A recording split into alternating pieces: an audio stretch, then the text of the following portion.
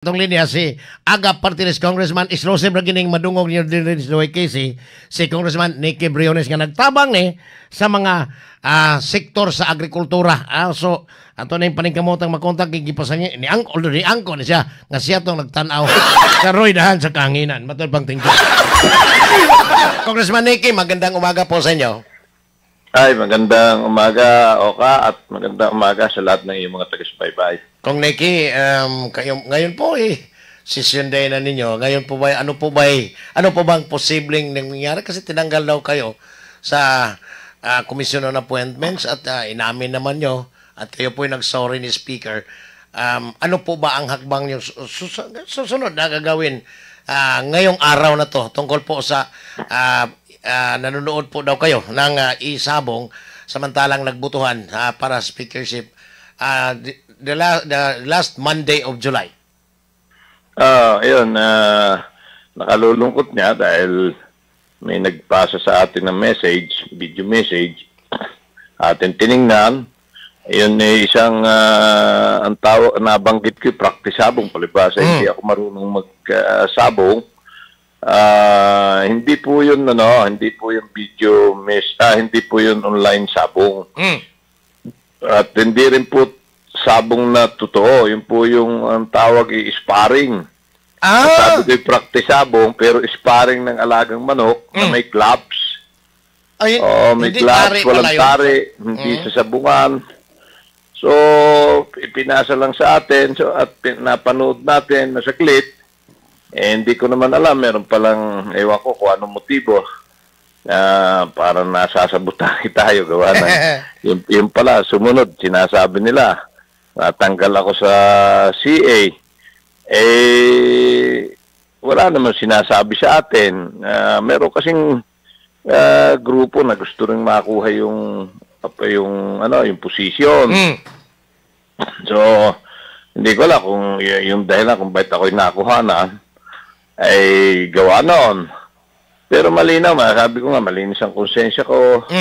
Hindi tayo nagsusugal ng oras na yon. Meron lang nagpasa ng video message. Natingnan lang natin. At hindi po tunay na sabong yun o may sugal sa sabungan. Yun po sparring ng alagang manok na may gloves na ayaw magkasakitan. So, ang tawag sa amin dito sa Batangas ay butaw. Alam yan ng mga sabungero. At sa totoo lang naman,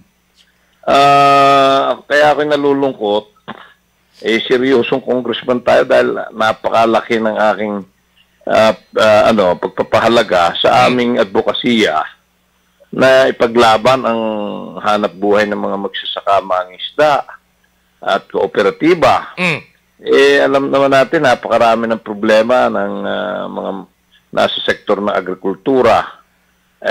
Gusto natin na mapaganda ang takbo ng agrikultura para naman tayo magkaroon ng maraming pagkain, yung sapat na supply ng pagkain at nang bumaba ang bilihin. At tayo kita naman natin nila na marami tayong batas na naipasa na nakakatulong sa sektor, maging sa hindi sektor. Tayo laging laman ng mga hearing, mga investigation, maging sa Kongreso o sa Senate. Ganun ka-importante sa akin yung trabaho. Hindi tayo yung natakbo dahil para tayong nanonood lang doon o nagbubutas ika nga ng bangko.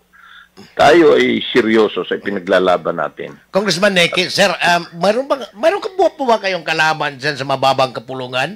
At sino pong pinagdududahan yung nag-video? Dahil imposible naman dyan sa plenaryo, ang dami nyo dyan, tapos wala namang civilian na tao makapasok. Sino kayang nag-ooperate sa'yo? May pinagdududahan na po ba kayo? Mukhang ngayon na parang meron na ako duda na sinasabutay tayo. Dahil biglang lumabas agad yung tungkol sa CA. Wala naman pwedeng magdesisyon yan. Kundi doon naman sa news item, walang nakalagay kung sino nagsabi. Kung na tayo tinatanggal sa CA. Napakalupit naman nun at napaka-unfair. sapagkat sabi ko nga sa mga senior na mga party list congressman, yun ni allotment para sa aming party list coalition. We have 58 members. Kada 25 members ay may allotment na maaaring makuha ang isang partido na CA. So, tayo ang napili sapagkat tayo naman ang founding president. Tayo nagtatag. Isa sa nagtatag nung Party List Coalition Foundation. Nung yan itatag natin, hindi ako kumuha ng kahit anong chairmanship, kahit ako ang presidente. Ang gusto ko lang ay maitatag, mabuo, dahil nung panahon yon 2013, ay ang party list is second-class citizen time na yon. Walang malaking committee na nakukuha. So, madalit sabi, kaya natin pinagtiyagaan, nagsakripisyo tayo na yan may tayo, na yung Party List Coalition Foundation, ay gusto natin na magkaroon ng tamang treatment, tamang distribution ng chairmanship, dahil gusto natin may mapalakas ang mga party list na may kanya-kanyang advokasya na makatulong sa mga sektor na kanilang ipinaglalaban. So, tayo nagpalamang, hindi tayo kumuha ng chairmanship, ako ang presidente. Ngayon, ako ang pinaka-senior.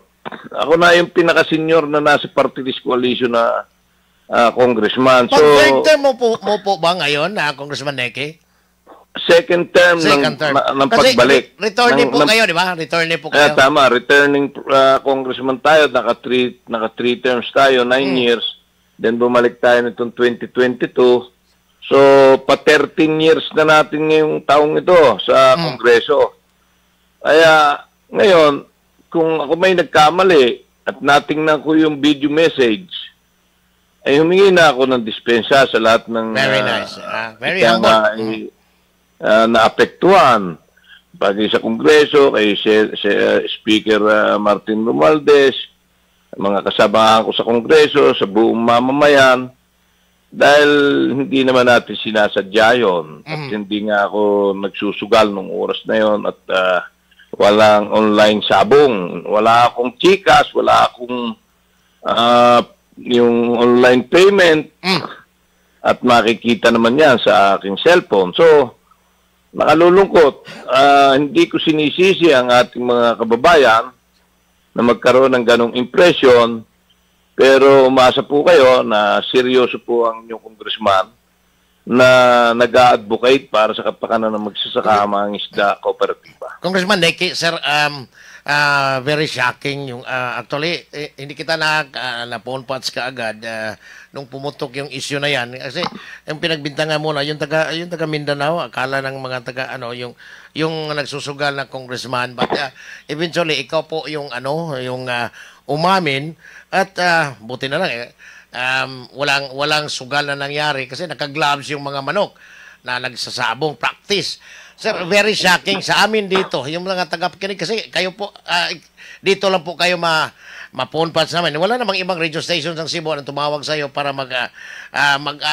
tatanong tungkol po sa agrikultura. But sir, mayroon po ba kayong mga nasagasaang posibleng mga agricultural smugglers dyan sa mababang kapulungan na palihim na naggalit sa iyo? Hindi maalis na maraming nagagalit sa atin dahil matindi ang kampanya natin laban sa smuggling, laban sa cartel, sa hoarding ng agricultural products, sa profiteering, kasi yan ay nagpapahirap sa sektor ng agrikultura. Natural na nagagalit yung mga sindikato na gumagawa dyan. Masagasaan nyo kasi. Hindi pwedeng hindi dahil yan ang ating pinaglalaban. Sabi ko nga, hindi tayo natatakot, hindi rin tayo pwedeng mabili pagka ang pag-uusapan yung advokasya natin para sa kapakanan ng ating magsasaka mga isda at kooperatiba. At yan ay matinding pinaninindigan ko. Gusto kong iwanan yan sa pangalan ni Nicky Briones ng Aga Party List. Yan ang gusto natin eh. Ito, ako yung nakakalungkot talaga na yung ating napakaseryosong pagtatrabaho ay kaagad masisira ng dahil doon sa isang video na So kayo po video handang message. humarap, Congressman Neke, doon po sa Ethics Committee kasi sabi po ng Purpose Party List Congressman na si Congressman Abalos, AJ Abalos, na magsasagawa daw po sila sa kanilang committee, yung Ethics Committee, ng investigation tungkol po sa inyo. Kayo po ba willing na humarap doon? Oo, wala naman problema. Sabi ko nga malinis ang konsensya ko. Hindi ako susugal ng oras na yun. Walang online sabog. Yun ay sparring ng manok na pinakita sa atin. May gloves, wala sa sabungan. At yung kung ano yung video pinakita noong unang-una ay yun din ang video na ipinakita ko nung ako'y interviewin ng media sa TV. So, wala namang malinis ang konsensya natin. So, okay lang sa akin. Sir, kami po hindi rin naniniwala sa mga sabi-sabi. Kaya nga tinawagan ka namin para po paglinis ng inyong pangalan. Kasi, to be honest with you, sir, maraming taga-subaybay ng ating panatuntunan po dito. At yung mga supporters mo sa AGA Party List, particularmente, yung Federation of Pig Producers of the Philippines, headed by Engineer Nonon Tambago. Kaya po, kailangan talaga na sagutin mo dito yung mga shocking daw, shocking revelation ng nangyari sa'yo. Kaya yung mga supporters mo dito sa Visayas at Mindanao at sa buong mundo, sa mga taga-subaybay natin sa ating social media page, nagalit. So, anyway, na-explain mo na lahat dito, sir. Sa susunod, huwag kang tumiling sumagot sa mga mga katanungan po namin dito para po sa kapakanan ng ating mga magsasaka at maging isda, Congressman Neke. Oo, tama ka, Oka. Gawa ng, alam ko na mapakalaki ng industriya ng game fowl. Nakikinabang diyan yung mga veterinary drug association, yung mga magmamais, napakalaking yan, game fowl. Kaya pagka may convention ng livestock, poultry, and game fowl, yan yung mga sasabunging manok, nagiging speaker din tayo. Sumusuporta tayo yan, yung traditional na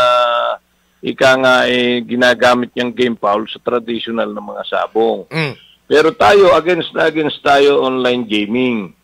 Kasi may mga empleyado, manggagawa ang ating mga nasa sektor ng agrikultura, yung livestock and poultry. And ako chairman ng National Pork Producers Federation of the Philippines. Kung saan sinonon niya ang ating ngayong vice chair, na dati siya ang presidente. So, hindi tayo against sa game fowl industry. Kasi marami na naghahanap buhay dyan, Congressman Neke, marami pong naghahanap buhay. Oo, lalo na sa Bisaya, naku, marami. Ngayon, ang against tayo ay yung online gaming. Kaya nga ako'y magpa-file ng bill para i-ban yung online gaming. Hindi ko, kasi marami ang napupurhisyo. Nasisira ang mga kinabukasan, yung mga estudyante, mga bata ay nagsusugal. Kahit anong oras, kaya hanggat hindi yan nare-regulate, ay dapat total ban. Kaya magagawa tayo ng bill na total ban ng online gaming at nang hindi na rin makabalik yung online sabong. I see. Congressman Neke, maraming salamat po sa time mo ngayon at sana yung mga nagdududa pa hanggang ngayon, malinis na yun lang, utak nila tungkol po sa mga naniniwala sa mga nag-i-interest sa'yo dahil mayroon po kayo nasagasaan, posible, sir, dyan sa mababang kapulungan. With that, Congressman Neke, maraming salamat po. At, sir, your message para po sa mga taga-subaybay natin, lalong-lalo na yung mga supporters ng AGA Party List. Go ahead, sir. Yan, may maganda tayong balita. Sa totoo lamang, ang inihintay ko rin sa SONA ay yung ating batas na napasa sa Kongreso, napasa sa Senado, na bycam na ito. So, ang pagkaunawa ko for signature ng ating mahal na Pangulo, tayo principal author and sponsor dito. Ang presidente naman ay gusto niya maging batas ito at ito'y priority bill and urgent bill ng ating presidente, BBM. So, at ito ay pag napirmahan niya, malaking tulong sa livestock, poultry, dairy. Kasama na rin ang mga magmamais na dahil magkakaroon ng pondo ng 20 billion minimum up to 30 billion every year. Wow. Ang livestock poultry for 10 years. Then sa pag-aaralan kung i-extend. Itong pera na ito ay galing sa taripa o buwis na binabayaran ng mga ini-import na karning baboy, baka, manok, dairy, yung ini-import, buhay at saka yung mga produkto ay iipunin taon-taon at gagawing pondo para sa mga magbababoy, magmamanok, mag-itlog, magbabaka. Kung magkakaroon ng mga disease outbreak, pwedeng may maibayad na sa mga tatamaan ng ASF, bird flu. Kung magkakaroon ng kalamidad, pwede rin makatulong at may maibayad sa tatamaan ang mga nasa livestock, poultry, and dairy industry. Kung mangangailangan ng bakuna, ay pwedeng magbigay ng mga libreng bakuna sa mga backyard racer. Sir, Congressman Eke, sandali po. Yun sana. Mayroon na bang, ano bang update ng Bureau of Food and Drugs regarding po sa ESF vaccine? Yun, hanggang ngayon, hindi pa rin nila ina-approvean yung commercial use. Nag-uulanan na ngayon. Napakadelikadong muling kumalat yung ESF na matagal na nating pinananawagan na mag-approve na ng for commercial use para lahat na may gusto magbakuna, makakapagbakuna. Ang dapat bakunahan, 6.3 milyon na baboy. Ang nababakunahan, wala pang 200,000 pulo. So, alam mo, Oka, kaya maganda rin itong batas na ito, nabanggit mo ang vaccine, mga gamot, yung regulation ng pag-approve ng bakuna, ng mga gamot, mga antibiotics, lahat, ay aalisin na sa FDA at ilalagay na sa Bureau of Animal Industry. Yeah, dapat sir, doon po yan sa Agriculture Department. Dahil yung Bureau of Food and Drugs, sana sa tao lang yun. Yung Bureau of Animal Industry, mayroon tayong mga magagaling na mga doktor dyan. Doon sana, mayroon po bang batas na pinafile mo, bill? Sana alisin nyo yun. Yung mismong bill na sinasabi ko, kasama doon, nice. Ang pagta-transfer ng regulation from Food and Drug Administration, ililipat sa Bureau of Animal Industry ng Department of Agriculture. So, nang ganun, magiging mabilis na ang aksyon dahil marami problema, alam nila ang dapat na solusyon. Yung taga-BIFAD, lalo-lalo na kung alauna, naghihilik daw eh. Sana sa bae na yun, Congressman Eke. Ano po bang update ng batas bill niyo po? Ayan, yung tawag di ay Animal Industry Development and Competitiveness Act. Ako'y naniniwala na yan ay magiging batas sapagkat pinaka-importante yun, sir. Yan. Tama. Na kay Presidente na yan. At yan ay priority bill niya. Gustong-gusto niyang tulungan ang ating mga magsasaka, ang ating livestock and poultry and dairy. Gusto niya na magkaroon ng marami supply ng lokal na pagkain. Kaya yan ay gusto niya maging batas kaagad. At naniniwala ako na sa lalong madaling panahon ay mapipirmahan niya ang batas na yan. So yan yung magandang balita. Magandang balita, sir. Thank you, sir, at good luck. Maraming salamat po, Congressman. Maraming salamat, Oka, at maraming salamat sa lahat ng iyong mga taga-subaybay. Mabuhay ka. Thank you po. Ingat po kayo. Si Aga Party List Congressman Nicky Briones.